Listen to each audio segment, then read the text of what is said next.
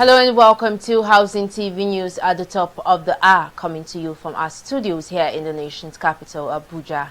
I am Dorcas Chia. Our top stories. Federal government launches committee to drive digital literacy and skills training. 3 explosive devices were found in Niger community. 20th edition of Africa International Housing Show holds July 14th and to 18th, 2026. On the foreign scene, Trump freezes over $10 billion in childcare funds to 5 states. And now the news in detail.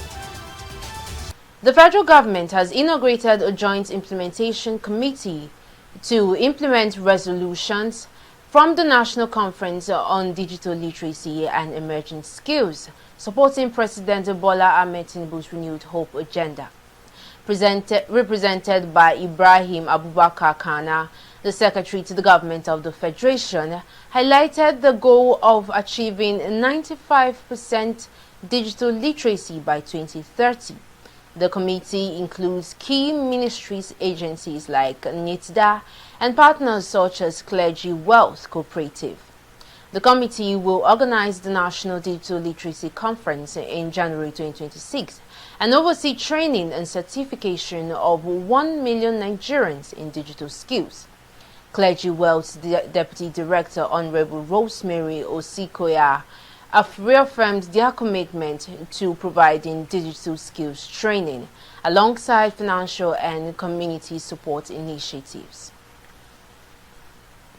Moving forward, the federal government has also denied claims that Nigerian scholarship students in Morocco have been abandoned, confirming all existing scholarship payments up to 2024 have been made. Education Minister Dr. Maruf Tunji Alausa stated no new bilateral scholarships were awarded after October 2025, calling documents suggesting otherwise fake.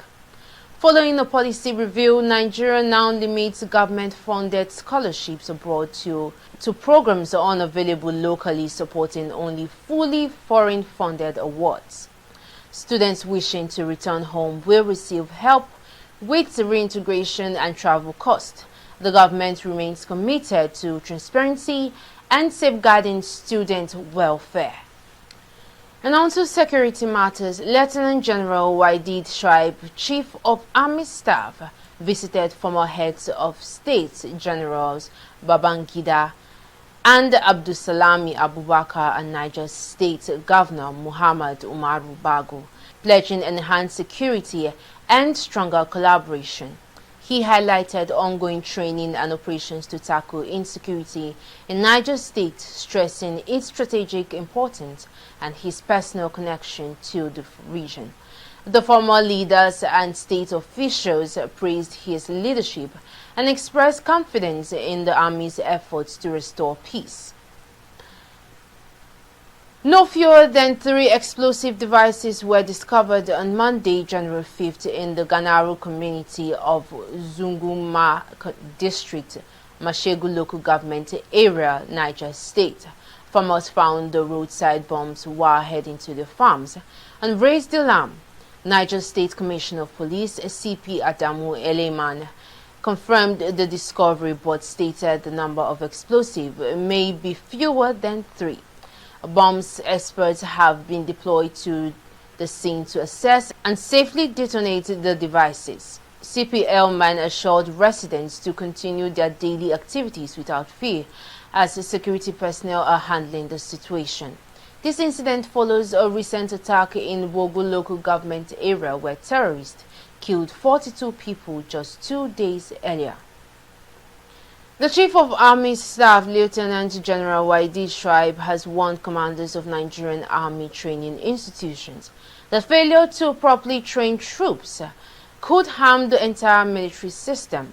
Speaking at the official flag-off of the 2026 Nigerian Army Doctrine and Training Conference in Minna, Niger State, General Shaibu emphasized the importance of realistic mission-focused training to meet the rising terrorist threats, particularly in Niger State and the North Central region. Doing more harm if you fail to realistically train our officers and soldiers placed in your institutions appropriately for the tasks ahead.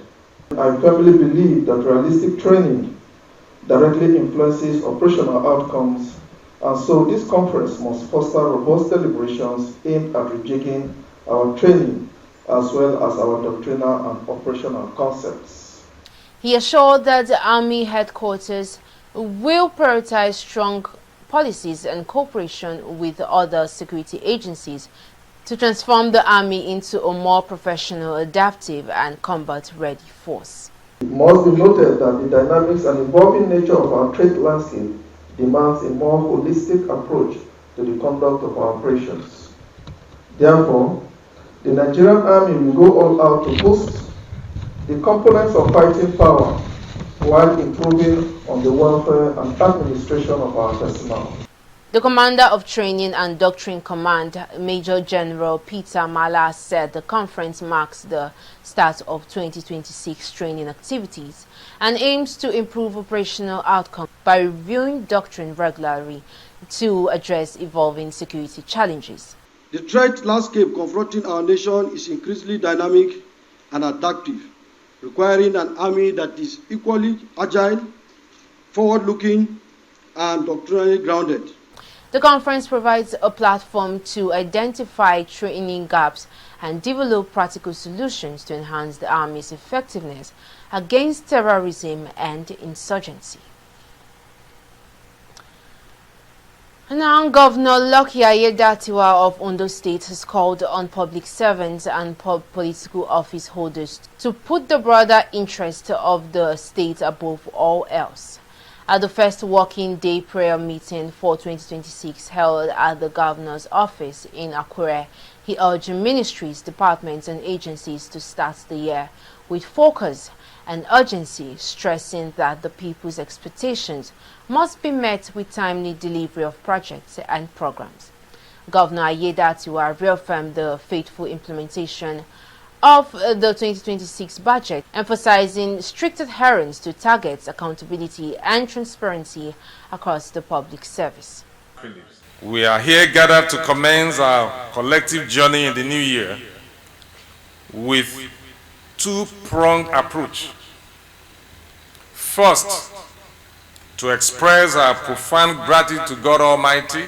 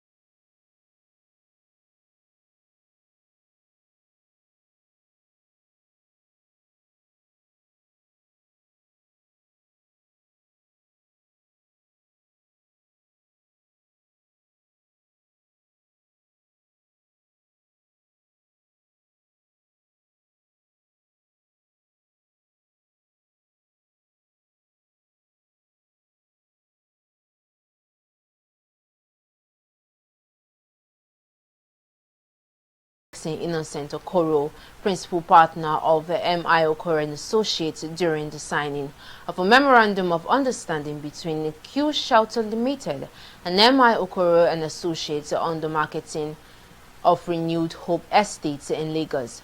Okoro said the housing scheme would be delivered through Renewed Hope Estates with Federal Mortgage Bank of Nigeria, funding over a 30-year tenure.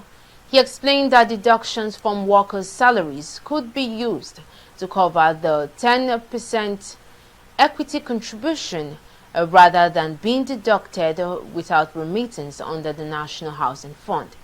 He argued that providing housing at the point of employment would improve staff retention, reduce financial pressure on workers, and discourage corrupt practices linked to housing insecurity. The Africa International Housing Show, AIHS, will hold its 20th edition from the 14th of July to the 18th of July 2026 at Transcorp Hilton, Abuja. Africa's largest housing and construction expo is expected to attract over 40,000 participants from more than 21 countries, including developers, financiers, policymakers, and home seekers. The event will feature over 1,000 exhibitors, showcasing innovative housing solutions, building technologies, construction equipment, and mortgage services. Highlights include keynote sessions by African leaders and housing experts, networking and matchmaking opportunities, and the African Housing Awards recognizing outstanding contributions to the sector. And on to sports updates. The National Institute for Sport has partnered with the organizations of the 10-kilometer Okpekpe road race scheduled for May 23, 2026 in Edo State.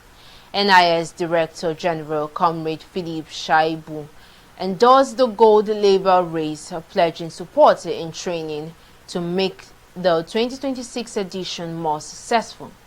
He praised the organizers for maintaining the race annually since 2013 and expressed hope that with continued support, the race could soon earn a diamond label from World Athletics. Shaibu also announced his participation in the race and said he has already begun preparing.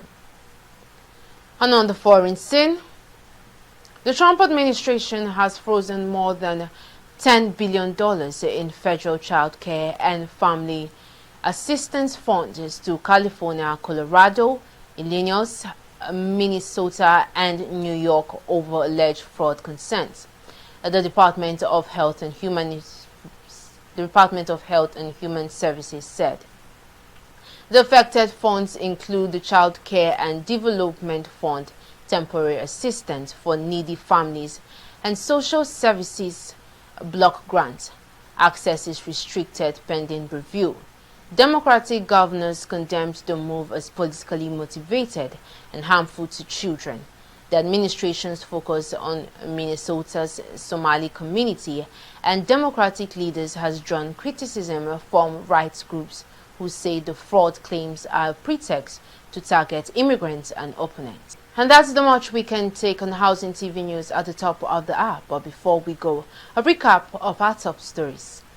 Federal government launches committees to drive digital literacy and skills training. 3 explosive devices were found in Niger's community. And the 20th edition of Africa International Housing Show holds July 14th to 18th, 2026. On the foreign scene, we told you that Trump freezes over $10 billion in child care funds to 5 states. And for more news in the housing sector, do well to follow us on all our social media platforms. Subscribe to our YouTube channel, Housing TV Africa. You can download the Housing TV mobile app on your Google Play Store and Apple Store. Many thanks for watching. I am Dorcas Chia. Bye for now.